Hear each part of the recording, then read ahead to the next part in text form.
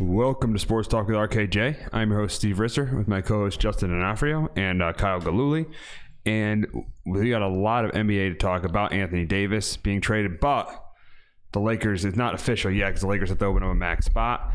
The NBA Finals ending, and then the NBA draft. But we'll start with Anthony Davis, and that. If this trade ends up going through, that's a huge trade for the Lakers. I mean, I think if this trade does go through, they're the best team in the West. I mean, if you look at it, I mean, you look at the Warriors, all the injuries, Durant tearing his ACL and Clay being out. You look at the Rockets with Chris Paul and James Harden not getting along. And those are the top two. I mean, the Nuggets, I don't think they'd be as good as the Lakers if they got AD. So if the Lakers get Anthony Davis, they're the best team in the Western Conference. I still think that the Lakers won't get out of the Western Conference Final just AD and LeBron. I think they do need to get a point guard. I really think they need a point guard and a shooter. Yeah, they need that too. I know that right now they got. If the trade does go through, they'll have 5 guys on the roster, and I know they're trying to create some more cap. But I think the Pelicans ultimately won this trade. You got 3 first-rounders. You get Zion Williamson. Potentially what sounds like is they're trying to trade for the number 4 pick to trade back. So you're going to get 2 lottery guys this year. You got 2 more first-rounders coming up. You got Lonzo, who I'm not a big fan of, but he's one of those old-school point guards. He's not a great shooter. He's like a Jason Kidd. Yeah. He's less versus a Jason Kidd. Yeah, and then Brandon Ingram, too, is a very good young player if he can stay healthy this year. So I think the Pelicans ultimately won this trade. For the Lakers, I think they still need some more help. But we've never seen Anthony Davis kind of take that. We've never seen him play on a good team before. We've seen him with Cousins and Drew Holiday. They were decent, but they were both Cousins and Holiday a couple years ago that both got hurt. So it'll be interesting. But I think they're still. I don't know if they get out of the Western Conference Finals because they don't have a point, but we'll see. Most likely they'll probably. The problem is with the Lakers right now, you need to find those additional pieces that are going to help. Yeah. Like I would say, Anthony Davis and LeBron are probably the top 5 players.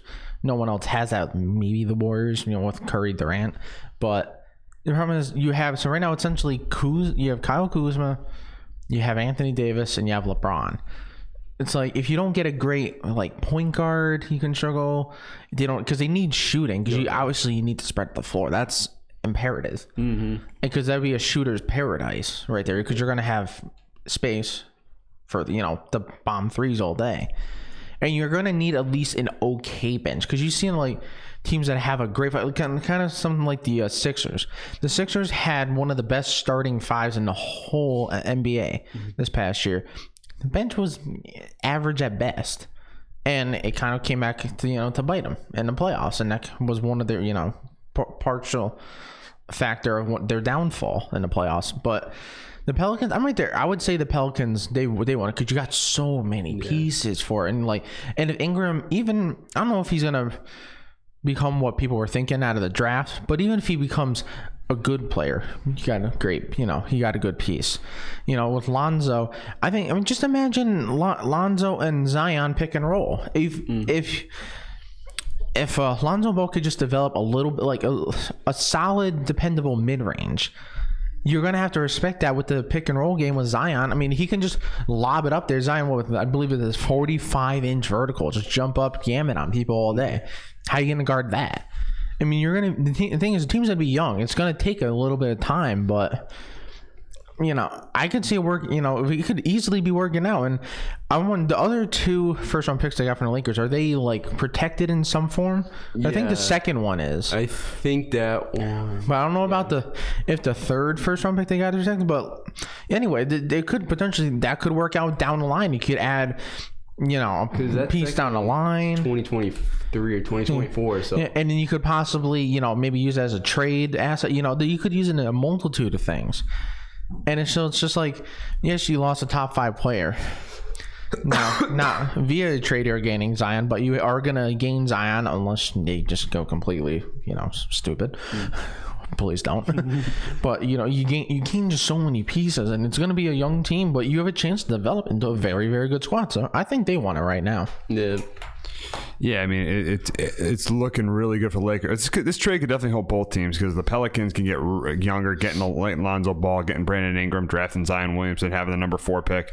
Then you look at the Lakers. This immediately makes them a championship contender. When you have 2 top players in the game, LeBron James and Anthony Davis, it makes them a championship contender. Yeah, it does. I think they need another guard now. Yeah, the West is interesting this year because it's always, for a couple of years, it's been so much more dominant than the East. Warriors and anything and everyone else. Yeah, but the Warriors are banged up. Houston, who knows what's going to happen with James Harden and Chris Paul. That's ugly. Yeah. Do you read that other part of the article that came out? Good Lord. Yeah, that's interesting down there. Denver could really win the Western Conference next year. I could really. I would not go there, dude. No, for the regular season. No, for the regular season. All right, dude. Come on now. Come on, dude. Dude, I know you're a college basketball guy when you say they can win the Western Conference. Come on now. Yeah, the regular seed. They get the 1 seed coming out, but Yeah, I don't know. They have talent. I mean, they do. They'd be the second time around in the playoffs. Well, I mean, who else? I mean, it's gonna be them, possibly. Portland's what they do. The Lakers, the Clippers could definitely maybe get Kawhi Leonard. Who knows? It sounds like it's probably a pretty good possibility he's going back to Toronto. Well, you know who the Nuggets are getting next year, right? No. They're bringing Michael. They drafted Michael Porter. They have. I forgot about him. So don't forget that. I mean, that guy. He probably would have been the first overall pick last year. Yeah. If he never got hurt. So then you project a guy who was projected the first overall pick beginning of the thing, probably played in college for maybe about approximately 40 seconds. Yeah. So I mean they're gonna. I don't think obviously it's not like a clear favorite like the Warriors were, but I mean they definitely. I mean they have a chance. I mean look what they did in this past year, and it's just gonna keep getting better. Yeah. Them and Jokic. I mean Jokic is. To me, Jokic right now the best big man in the game. It's between him and Embiid. And the thing is, though, the Nuggets don't have Embiid ain't healthy, though. That's the only I know. He stays healthy. But the thing is when you have AD and LeBron and you're playing a playoff series against the Nuggets, AD and LeBron are going to win, dude. Okay? You can't question the fact AD and LeBron aren't going to win that playoff series. AD hasn't been in the playoffs. AD's been to the playoffs, dude. Oh, yeah. He's been there twice. He won a playoff series against the Blazers. Won. Yeah, and lost to the Warriors. So he's actually been in the not playoffs just twice. that, but it's just everyone else. It's just because you just don't know right now who they're getting. I mean, they could end up getting a nice squad. Like if they were smart, really, they shouldn't try to get another max player. They shouldn't try to get another Kyrie Irving or Kemba, because Kemba's gonna command max money. You should really try to get if they were able to fit. And get what was 32 million cap space instead of giving 32-1, split up into maybe 16-16, or depending on who is available, maybe 10-10-10. Yeah. And you can get fill out the rest of your starting lineup, maybe get a good maybe 6-man or a bench player, because that's what they should do. Because I mean, if you put Kyrie on that team, that ain't a good fit. Oh, you put Kemba on that team. It ain't a good fit, but come on, dude. Yeah, no, I'm saying, but it's just because you have such a ball dominant player with LeBron. It's just and Anthony Davis needs the ball too. It's just you need someone who's more of a facilitator. Yeah, you need someone that doesn't have the ego of Kyrie, because we all know. I mean, I saw what happened in Boston, and it ain't worked. What's your point about Kemba? In Kemba, that it's just it wouldn't. I don't think it would work either, because Kemba does work with the ball. He needs the ball and he's fantastic at it. It ain't gonna happen with LeBron. We're gonna put LeBron sit in the corner. No. Yeah. Are you gonna tell Kemba you sit in the corner? No. Are you gonna tell Anthony Davis sit in the corner? No. Yeah. So you just need someone that's more of this a fit for the team. Just don't go for this fancy name because you're the Lakers. You need to be more smart, though. That's my thing. Because Kemba's nice. Yeah. Kyrie's nice. It ain't a good fit for that specific team.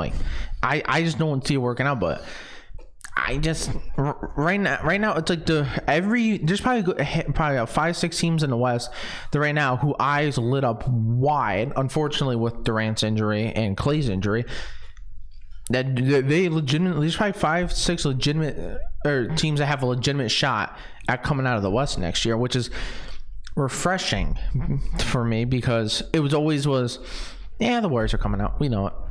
Who's coming out of the East? And for a long time it was LeBron.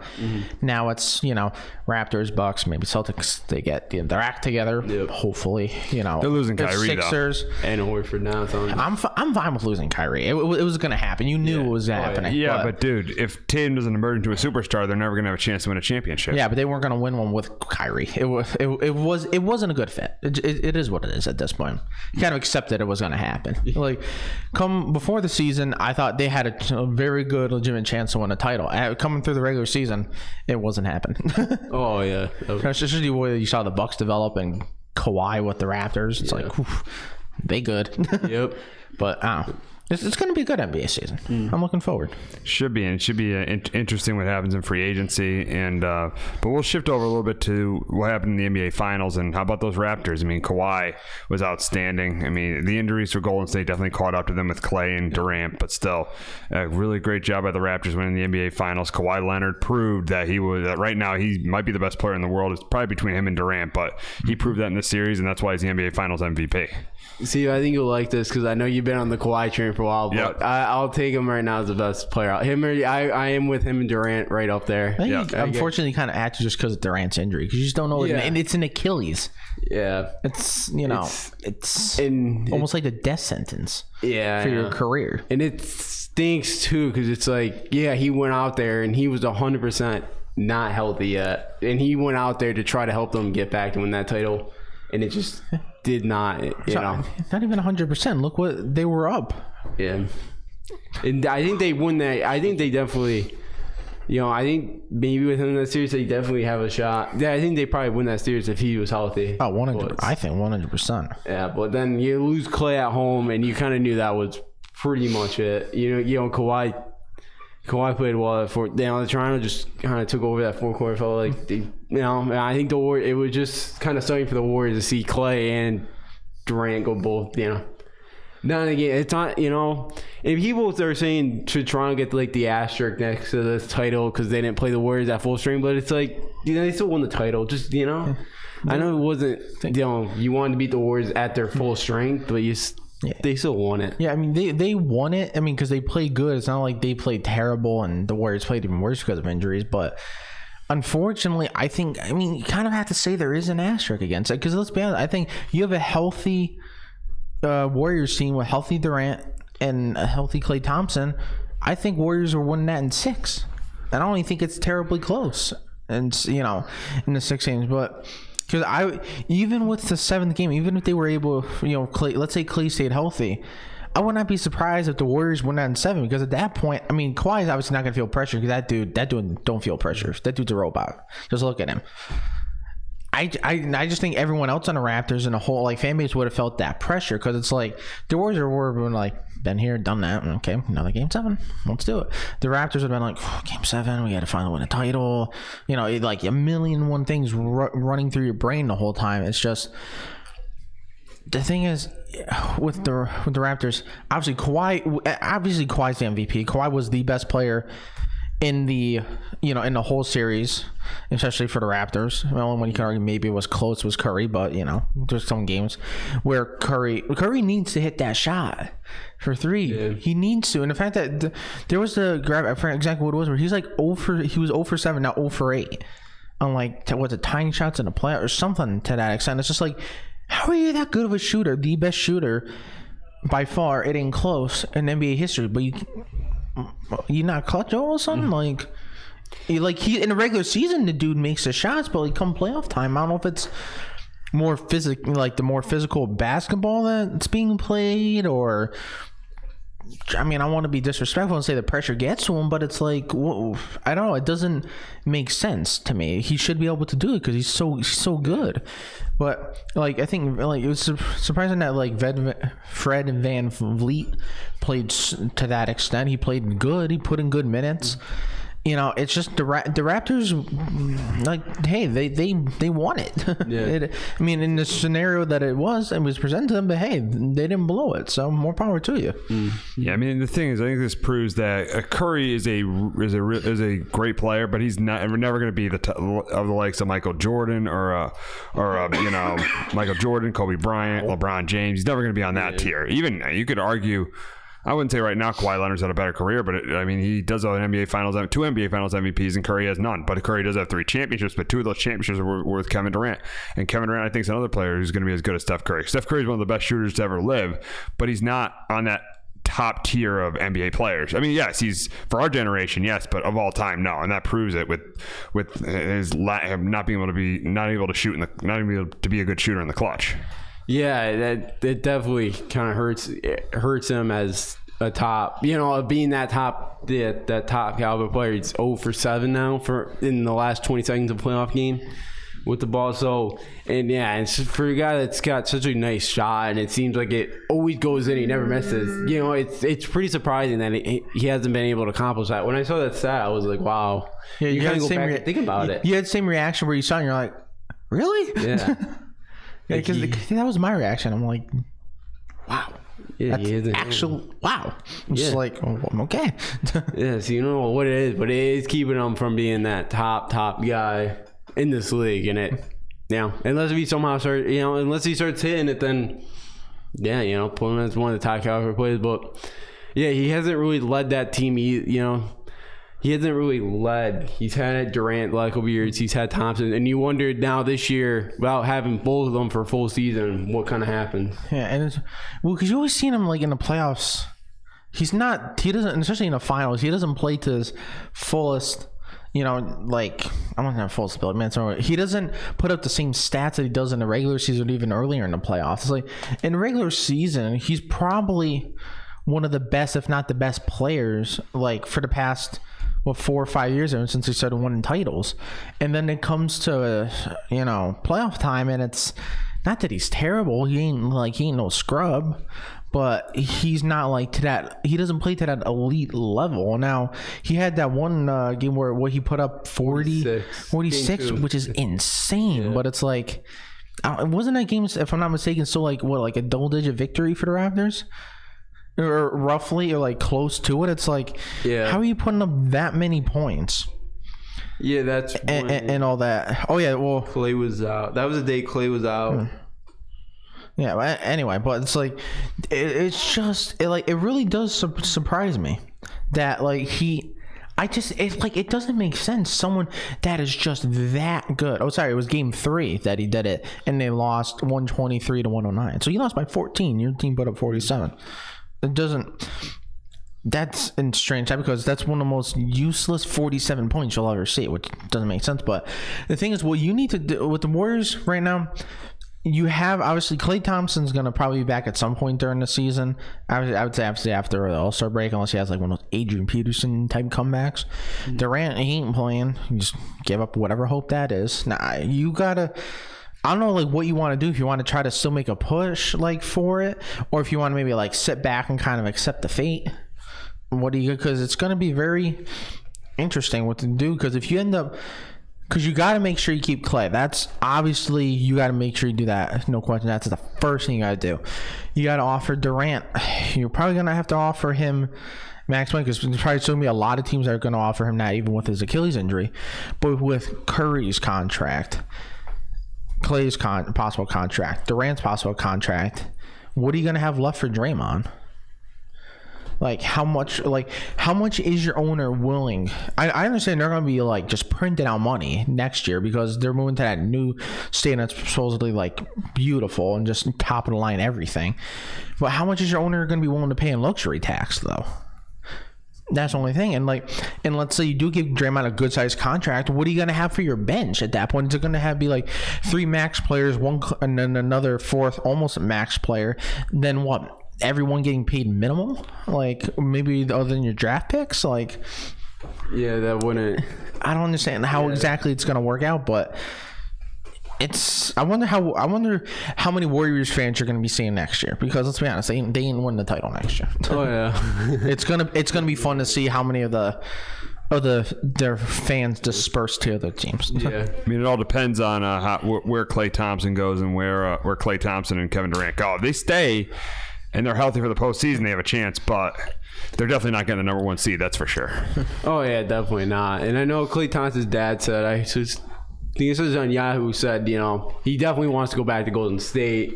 We'll see. KD, I heard KD's is like a last resort to go back to Golden State. So who knows what's gonna happen now? Because the thing about I worry about KD here with the Achilles is, are we gonna have something that happened with like Gordon Hayward? We saw a lot of rust and kind of saw a lot of hesitation. Yeah. Could we see that? You kind of got to think about that. But going back to the Warriors for next year, I don't think I have this team. Will not be a 1 seed. Right now, if I had to guess, I've already kind of said it. I'd probably take Denver right now, take that one. But, for the playoff, I don't know who would get out of the West. It'd be a very interesting Western Conference playoff, but they're definitely not the 1. I think they'll definitely still make the playoffs with Curry. I think 5 or maybe like a 3 or 4 maybe range, but it's still gonna be I think they'll still be good because you still got Draymond. Iguodala you still have, so they're gonna be okay, but they're not gonna be what they were. It's gonna make it's weird. The Warriors getting worse because of the injuries is gonna make the West more interesting. Yeah, because you're gonna have maybe 5 to 6 teams that have a legitimate chance to come out of the West, which is gonna make it a lot more interesting. Because before, even though there was like people were saying, oh, well, like the Rockets this year, the Rockets have a good chance. The Nuggets, have a chance. Trailblazers, OKC. It's like, let's be honest, we all knew it was gonna be the Warriors. And so, like, it's just how interesting were they gonna make, the Western Conference Finals. So it's like, I don't know, because I always thought they were gonna come out, but but maybe next year is the Rockets here. I don't know about that, dude. Come on. If they could not, they're like the Desperate Housewives of Houston now over there. I mean, good Lord. You got to fix that ASAP. Otherwise, it's going to go downhill quick. Yeah. Plus, you have a lame duck coach now. He's on his last year's deal, and they refuse to give him anything. Because they can't beat the Warriors. That's why. Good luck, Houston. Yeah. So we'll shift over our attention to the NBA draft tonight, and this is one of Justin's favorite nights of the year. I mean, it's actually tomorrow night. Yeah, tomorrow night. So this is one of Justin's favorite nights of the year. My Kings don't pick though, 40th, so not too happy, but they've had high picks the last couple of years. Got De'Aaron Fox 2 years ago, so you should be happy about that. But instead of Lonzo, God, he's actually better than Lonzo right now. Oh yeah, definitely. Yeah. So obviously the first 2 picks are pretty obvious. Zion's going number 1, and John Morant's going number 2. But so it's going to get interesting at number 3 with the Knicks do, and I think they go with RJ Barrett with that pick. I think they already have a point guard in Dennis Smith. I think they need a scorer, and I think RJ Barrett is that scorer. He needs to improve on his shooting, and Justin would know more than me. He needs to improve on his shooting. But I think getting RJ Barrett at 3 is a really good pick for the Knicks. And what do you got at 3, Justin? I do have RJ Barrett going through. I've heard the last couple of days that it's a lot of talk to be Darius Garland, the kid that from Vandy who tore the ACL. But I'm with you, Steve. They got Dennis Smith. I think you need a scorer. He scored a record 860 points last year it was the ACC record for freshmen. I'd take RJ Barrett. I think he's a better player. We saw him more last year. Take Barrett. Plus, he was kind of cool under pressure, too. He seemed like he wasn't all that phased, by the pressure. And real quick about John Morant, I saw a thing where they did a little, profile about John Morant. Apparently, him and Zion were both on the same AAU team. Yeah, I've heard that. I'm like, did that team ever lose? At that point, that team should have won every tournament every game they ever played in. Yeah. And it's intriguing, real quick with John Morant, the fact that guy... come out, you could tell in a thing he was good, but somehow you weren't expecting that, and then the fact that he didn't get really any offers from anyone, and then freshman year he had a good freshman year. Wasn't obviously to this level. I mean, you saw what he was doing in the tournament when they played for a little bit, and just in the regular season. That dude was putting in work. That literally was a one-man band. Sorry, Murray State, everyone else, but it was a one-man band. That dude. That's impressive. Yeah. So I think I would say Zion's the number 1 pick, but to me the most interesting prospect to me is just John Morant, because that guy has a drive. Obviously, you're not gonna become that player, or you're not gonna become a guy that from having no offers to finally get an offer offer from Murray State, now to becoming the number 2 pick in the draft without having a drive. Yeah. So I like it. And obviously, I think RJ Barrett's pretty obvious too. You got to take him 3. Yeah, but you never know what the next. Well, yeah, you're wrong. The drafted, Kristaps was the right pick. No one, no, everyone was like, "What are you doing at that point?" Because I didn't think that was going to happen.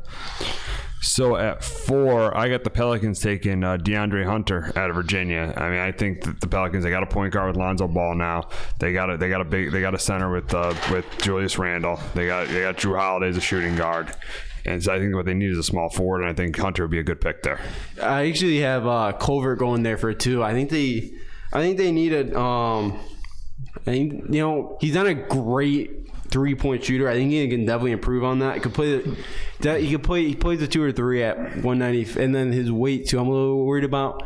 And I know he didn't kill it in the NCAA tournament, but I watched him a lot in the regular season. I really, really like him. I feel like if he can get the right system, I know they probably need a better score, but I think he's the right fit. Even though I think they're gonna trade this pick anyways, but I think they'll go Colbert. Where do you think they're gonna trade it to?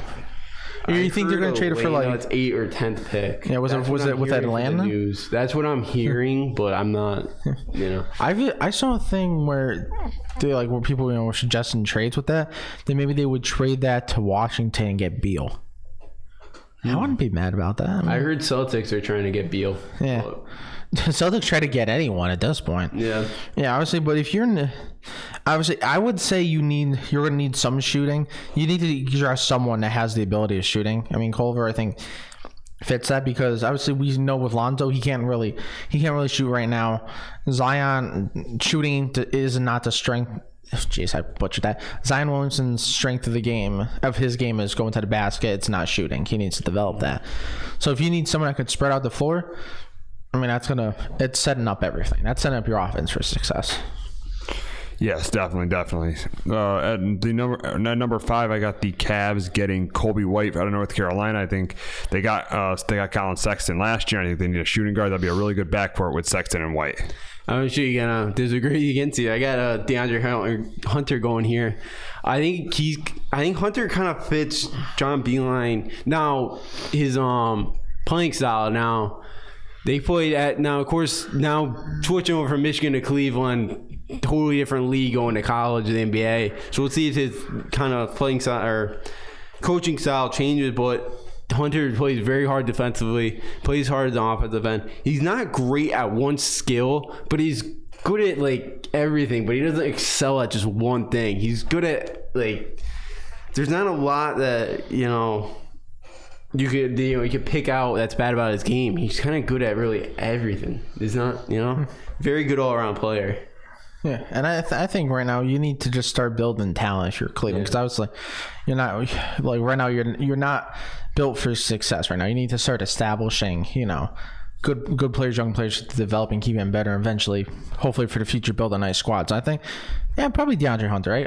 If you're Cleveland, I wouldn't be mad with him.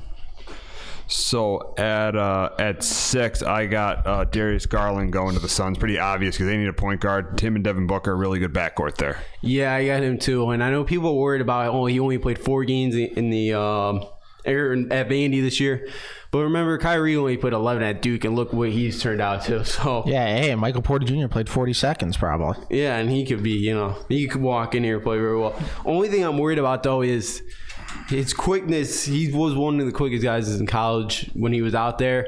We'll see what happens now with the ACL. And he had 15 turnovers in 4 games. Got to cut that down at this level. But I think you're going to get a very, very good player. Yeah, I mean, barring the injury, let's say they draft him. They got Darius Garland. They have him. You have Devin Booker. What is it? Josh Jackson, small forward? Yeah. Josh Jackson. And then DeAndre Ayton. DeAndre Ayton plus who else you want to put in that lineup. Right now, you get that's a solid group. And at this point, if you draft Darius Garland and you pair him with Booker, Ayton, Jackson, and the Suns don't become something, it ain't ever happening. So you might as well accept your fate as perennial terrible team at that point. The doormats.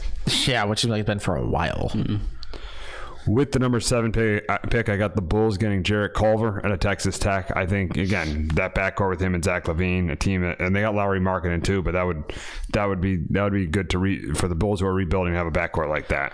I actually have Jackson Hayes here, the center from Texas. Elite rim protector. I don't know what they know they still got Robin Lopez as their center. Not, I think maybe they go young. Averaged 2 blocks a game last year. Athletic finisher. His weakness right now is needs to get a little bit stronger in the post. A little bit undersized there, but I really like this kid. I didn't, he wasn't a guy I thought would go this high, but I saw him in mock drafts going this high, so I was like, they must know something, right? Yeah. I would say whoever it is, you need to start getting shooting, whether it's like a big man that can step out, shoot threes, or a 1, a 2, a 3, whoever. You need to start getting some, just as much shooting as possible, because Zach LaVine, his ability, because he can shoot, but his ability to drive, to the paint and just that insane vertical leaping ability that he has, if you could spread that out and let him just create more, and drive, they collapse, he kicks it out, or if they don't, he can finish at the rim.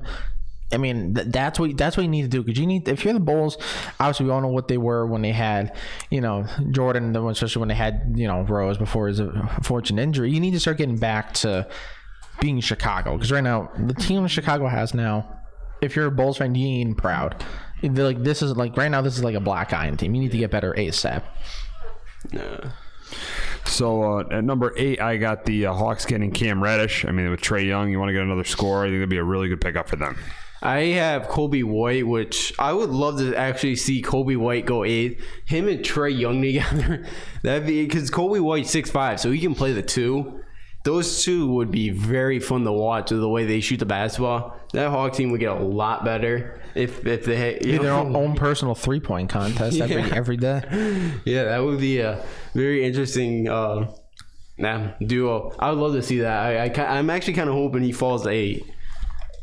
I wouldn't be mad about that. I mean, it would be exciting, that's for sure. But him and Cam Reddish, it was it felt like it was going to be with him at Duke. It'd be him, Zion, and RJ. It was going to be a great trio that were going to lead them to the promised land. And when I said there was just RJ and Zion, and Cam Reddish was over here occasionally, and then there was times where they needed him to do something, and he was so hit or miss. It was the problem with him was consistency. He would, some games he'd put in work, and he was showing why he was one of the highest rated prospects coming out of high school. And then there were some games where you wanted to look at him and like, are you good, or what's wrong with you over here? It doesn't, it's not making sense. But it wouldn't be a bad pick either way. More shooting. Yeah. At number 9, I got the 9th pick. The Wizards getting Nasir Little out of UNC. I don't even know. I'm probably gonna butcher this guy's name.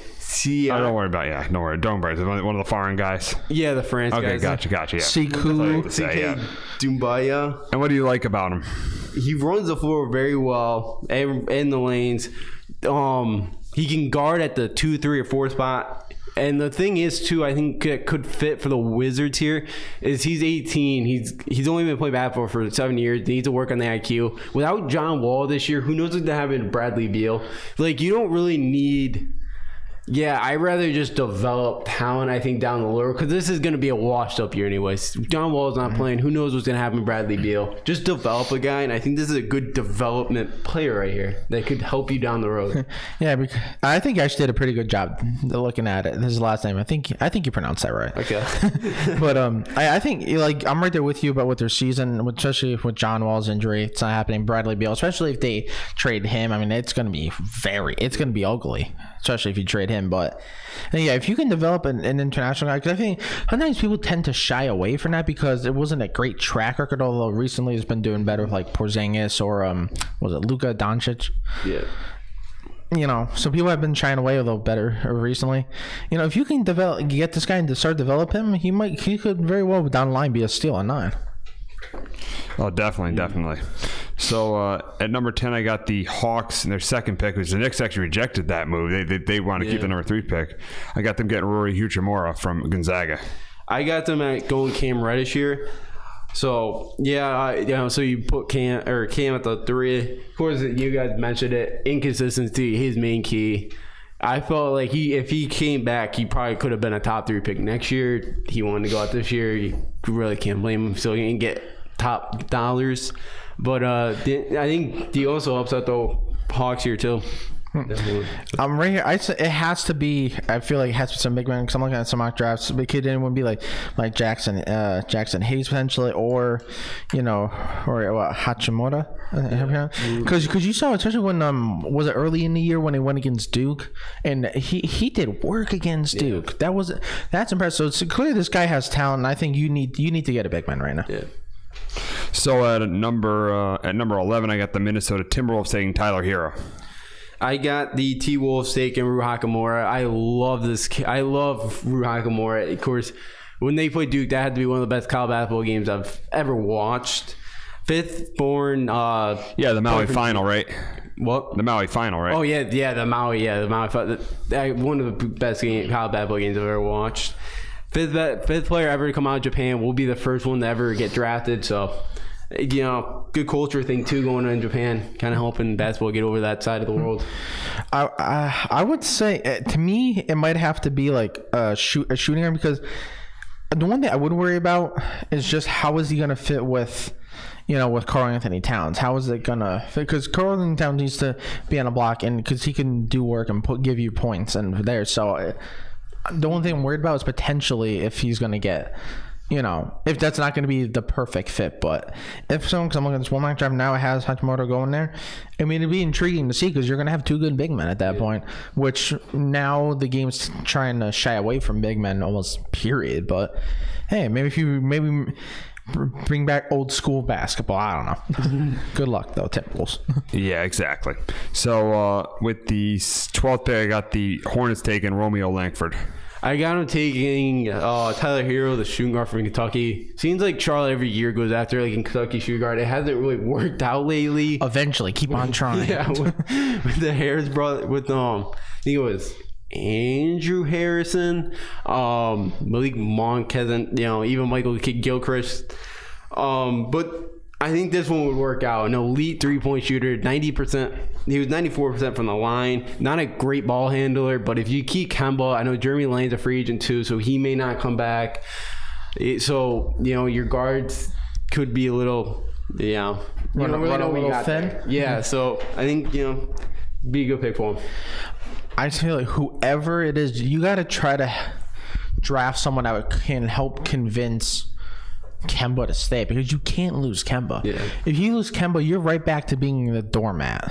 Like one of the doormat teams. You need to get someone that can at least produce now and could develop down the road, so you can show Kemba that there's actual plan that you guys have, instead of just running around like chicken with your head cut off. So yeah, I feel like he'd be a very good pick for them. Miami Heat at 13. I got him getting Brendan Clark out of Gonzaga. I got him getting Nasir Little out of UNC. Both a finisher, great first step. Needs to develop a little bit more as a passer, and need to develop off the dribbling. I can't even say it, speak right now. But I think pretty solid player. Help him out with Winslow. Help out with Winslow, or with Winslow paired with Justin Winslow. I feel like you need to get a big man that can shoot. I don't care who it is. You need to get a big man that can shoot, because obviously you have Hassan Whiteside. He can't shoot.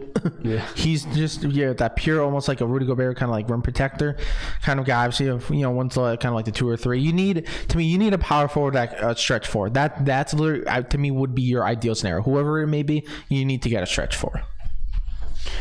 So for the Celtics at 14, I got them taking PJ Washington, because they needed power forward after they lost to Al Horford.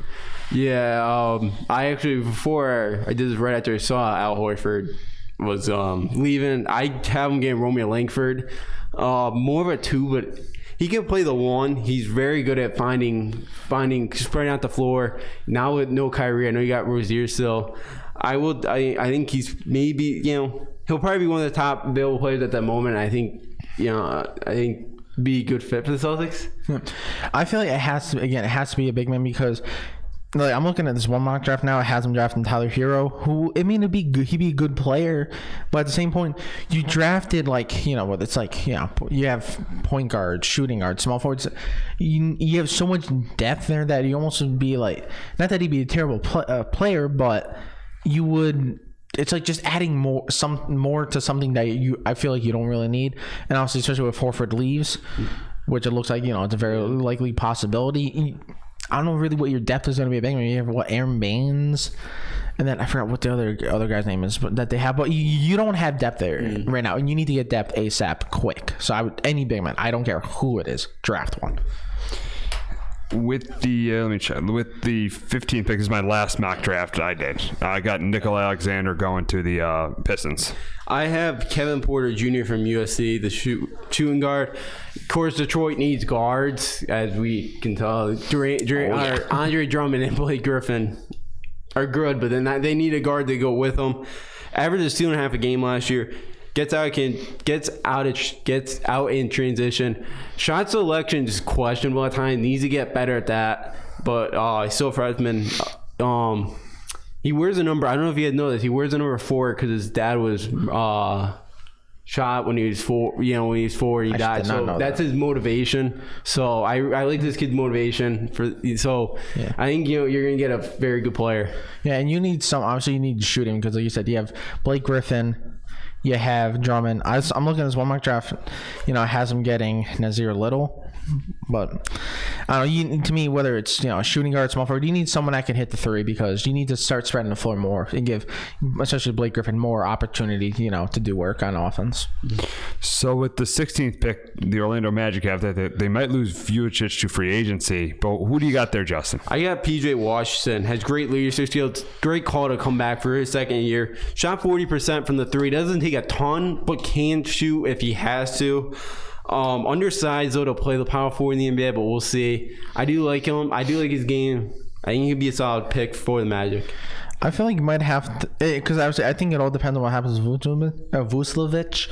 Because I think if you keep him, you kind of go more the shooting guard, small forward route. But if you lose him, I think you got to replace him because then you're gonna have a glaring hole. So really, it could go to me either way, depending on obviously if they lose Vucevic or not.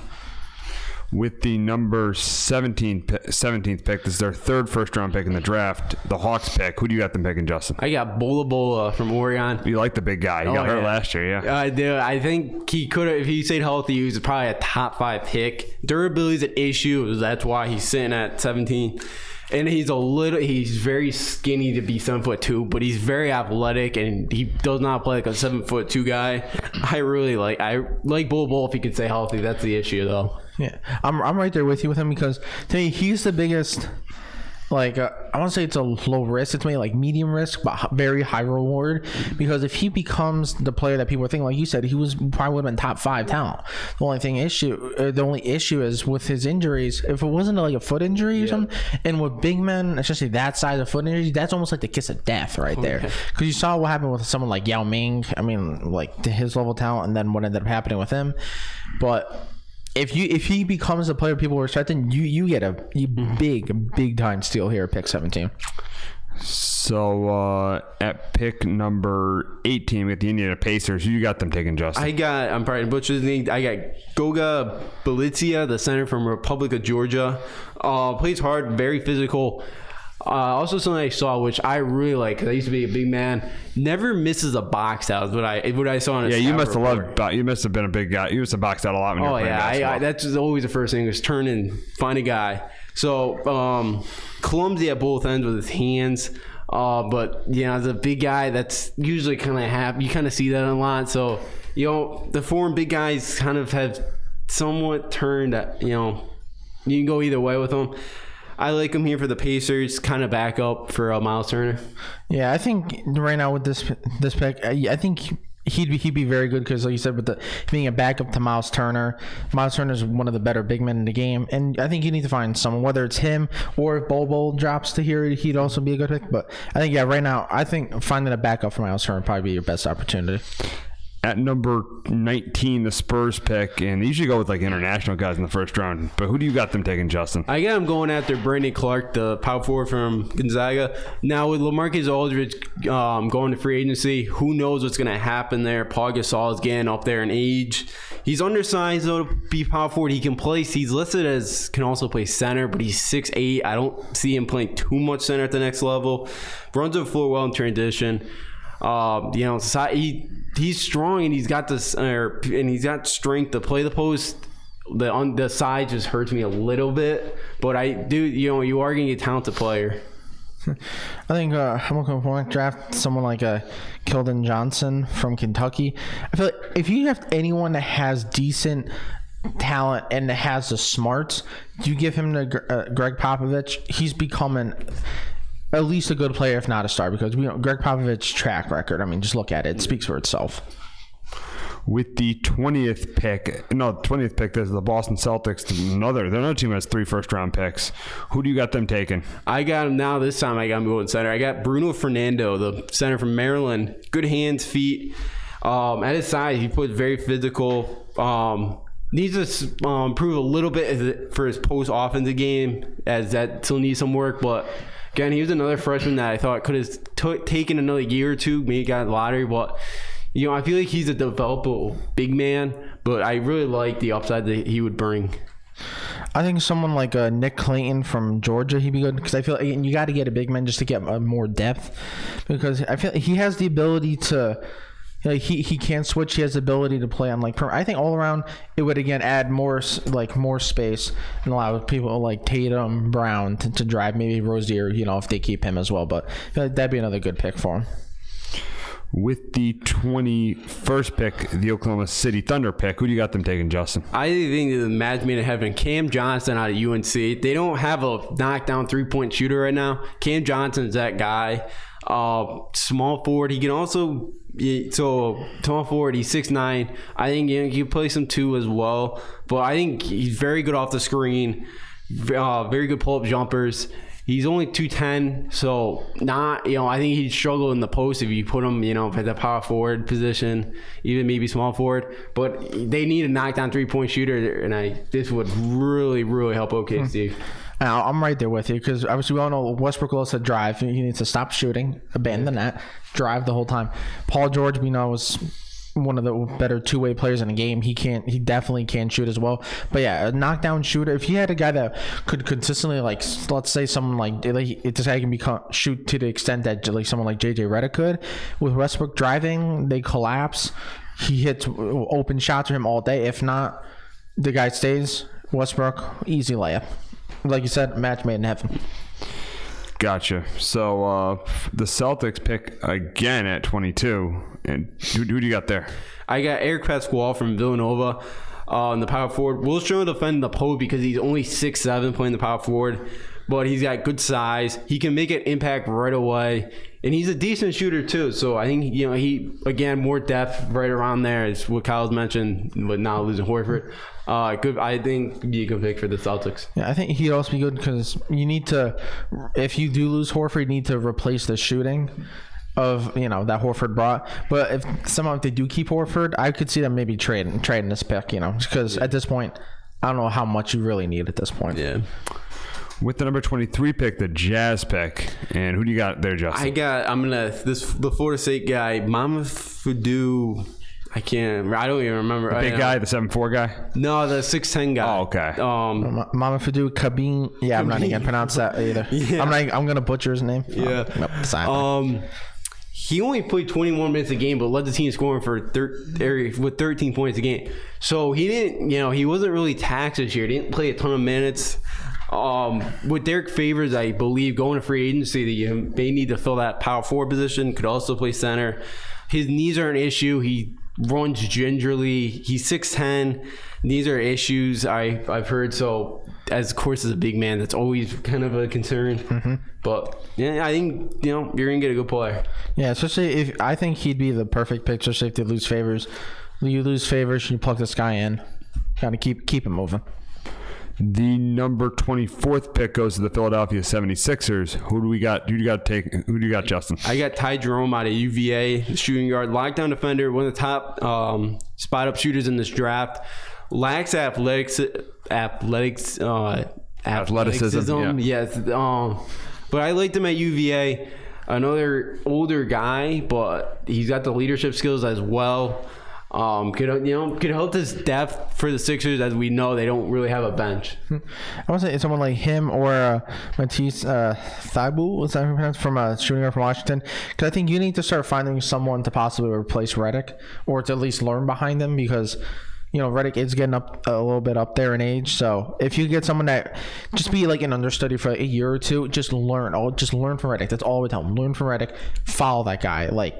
Be his understudy. That's all you need right now, because right now I think they have it pretty much covered. Other than that, with the number 25th pick that goes to the Blazers, who do you got, Justin? I got Keldon Johnson from Kentucky. Plays a lot of heart and determination. NBA ready body forward shooting guard. Good rebounder, foresight as well. Needs to shoot a little bit better from the line, only 70%. And improving a little bit on his catch and shoot ability. I think to me it has to be a big one, because I think you just need to start finding just like more depth there, because obviously you have point guard, shooting guard down with CJ and Damian Lillard. Jeez, I almost forgotten. And I feel like start getting more depth, because point guard, like you said, point and shooting guard, you have down, and just get more depth for the come playoff time would surely help you. With the number 26 pick, the Cavs pick, who you got them taking? I got Nikolai Alexander-Walker from Virginia Tech. Reliable ball handler to play the 2. Good long range shooter. Moves well without the ball. And uses screens very, very well. Was not elite average, or not an elite athlete, and averages a little bit over 2 turnovers a game. That's needs to cut that down a little bit, but I feel like someone like maybe Ty Jerome from Virginia. I feel like he'd be a good pick, because again, you need to start, just like I said before with the last Cavs pick, you need to start developing more talent. You need, because this team is gonna take some time to build the squad. If you start building that chemistry with your first round pick, Colin Sexton, all that, you could potentially have something down the road. With the number 27 pick, the Brooklyn Nets, who do you got them taking? I got Manasa Thubail, the small forward from Washington. Could be the best perimeter defender in the draft. He's an okay three-pointer. He's not great. But I think the defense, and for a Brooklyn team, you can kind of go any direction. Who knows, if they still go after KD, sounds like Kyrie going there. So they got something to build in. Another guy may help out with depth. Eric Pascal from Villanova, because he has the feel like he's a very rangy player, and he's able to switch off of players to the small forwards, and he's able to guard a couple positions. So right there, it adds some depth and some the ability to play multiple positions, which is obviously everyone would love that in the NBA. With the number 28th pick, the Warriors pick, Justin, who you got? I got Darius Balze from high school, the former Syracuse commit, going to Golden State. Yeah, he's a small forward, power forward type guy, so not 100% sure that Warriors would pick this guy. Did not play basketball last year. He's raw, but in the combine, I heard he looked very, very good. It sounded like he belonged. Guys have him going early, second round, but I think he can make a case for him to get up to the first round. Yeah, because I feel he'd be good, because if you could develop him, obviously, I feel like this year, unfortunately for Warriors with their injuries, is a lost year. If you could develop him, have a guy with that level, possibly that level, of ability, and develop him behind, Durant, Clay, Curry, that could just add to that bench, and that could make the bench 2 years from now potentially a very scary bench. Yeah. With the number 29 pick that goes to the San Antonio Spurs, your second of the first round, who you got, Justin? I got him going back to a big guy, Nicholas Claxton from Georgia. Another big guy. I think they need, with Gasol again, Aldridge, I think they need to get some depth there. Good upside for a side. You could ball handler. Not a big scorer. Showed the three-point shooter. He's a good get, I think. Guy can help out with the depth. I feel like for the Spurs, literally any international big guy, because any international big guy with the Spurs are probably going to be good in about 3 years, and then they'll probably develop into a star because it's Greg Popovich, and they'll probably have the international squad forever. Last pick, we will go with the Milwaukee Bucks. And who do you got, Justin? This has got to be my favorite player, I think, in the draft. There's no second. My favorite's Taco Fall. Second, Taco. Carson Edwards from Purdue. Now, I actually thought about maybe going with him with Golden State, well, with the Splash Brothers. That'd be interesting. He really helped his draft stock, by the way. He played in the NCAA tournament. That was unbelievable. For a point guard, he only averaged 3 assists last year. He's an absolutely lights out shooter. He's too small to play the 2. He's only 6 feet tall. That's my only issue. He is a pretty good defender too for his size.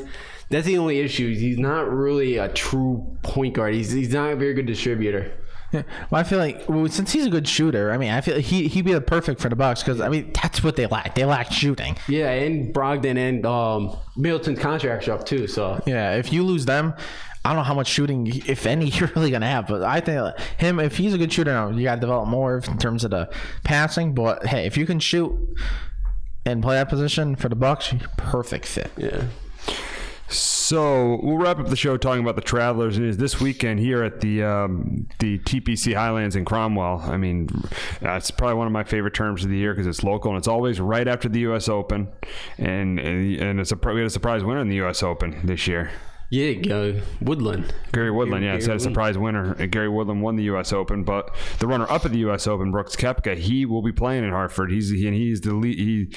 He's got the best odds to win the tournament at 15-2. Patrick Clanty 12-1. Jordan Spieth, who was the champion in 2017, 14-1. Francisco Molinari 18-1. Bubba Watson, who owns the Travelers, 20-1. I mean, you don't know Bubba. He's won the Travelers 2 or 3 times. I think 3 times. Yeah, Bubba's won it 3 times. Jason Day 20-1. Justin Thomas 20-1 So yeah, so you have some guys, some high odds. Phil Mickelson will be there too. So it's a pretty loaded field. Phil Mickelson will be there. He's 37-1 though to win the Travelers. So it's a loaded field, an exciting weekend. It's supposed to be beautiful on Saturday and Sunday for the last 2 rounds. Yeah, well, this is always a fun tournament. I know today's looked up. Yesterday was not good. So hopefully the weather, cooperates. Usually this is like one of the only days I watch. Like I watch a little bit, like all 4 days because it's so local. Yeah. I actually, I think I'm gonna actually, if I had to take, because none of my golf picks seem to be working out. Dustin Johnson didn't do great last week. Justin Rose didn't do great in the Masters. I'm gonna take the champion of this course just because. He's got to do good. He always does good here, so I'll take Bubba Watson to win this. I feel like it could either be him or Koepka, because right now Koepka just seems like he's the best golfer in the world. Yeah. I mean, that guy, he just drives it for miles, and that's his strength. Now, if he became like, I understand he is accurate, but if he can even more accurate, he couldn't just that more deadly. Because if you just start out driving everyone, that gives you obviously advantage right at the beginning. And he seems like he's been doing good. Like when you saw when I'm trying to think what the tournament was, but where he was paired with Tiger Woods, and he just destroyed the field, and it wasn't even all that close. He just destroyed everyone. And I feel like right now to me, he's the best golfer in the world right now. Definitely. I mean, he won the Players Championship, came in second in the U.S. Open. How fun would it be to see him and Bubba Watson going out on the last day? Bubba, who owns the Travelers, and then you got Brooks Koepka, who's the best golfer right now. Oh, that'd be unbelievable to see those two go at it. Yeah, that'd be Well, that and you see the thing real quick. You see the thing with Jordan Spieth where he was like ripping his caddy. The thing where and they caught it right there on camera, and you could hear it through some whatever mics it was. That dude was ripping into his caddy. I almost felt bad for him because he was like, I feel like if there was no cameras around and no mics, he would have been cursing that man out. You feel bad. I mean, it's your cat. Like, give him a break, dude. Come on. Like, geez, there's no need to just try to just destroy that man's confidence. I mean, geez. Calm down, Spieth. It ain't the end of the world. It is. Jeez. Yeah, I know. It is pretty crazy when that happens. Yeah, he's falling off. He has fallen off definitely from like what he was like in 2015. He's definitely fallen off. What was that? Especially remember that tournament where I'm trying to, was it the Masters or maybe like where he ended up like double bogeying or triple bogeying a hole that like just destroyed his whatever chance he had and all that. I remember it's like it feels like ever since then Jordan Spieth, he was like the hot commodity in golf, and now it's. I don't want to say he's like an afterthought because he's still he still has talent, but he in the forefront of everyone's mind. Yeah, you now. don't see him on like the what do you call it? The featured like groups. You don't see him on that. Yeah, anymore. And then it's all of a sudden it's just like, oh, let's tune in and see what Jordan Spieth did. Oh, not that great again. Exactly. So that's going to wrap it up this week on Sports Talk with RKJ. For my co-hosts Justin D'Onofrio and Kyle Galuli, I'm Steve Risser. We'll be back next week talking more NBA offseason and a little bit of baseball. Have a great weekend, everyone, and enjoy the Travelers.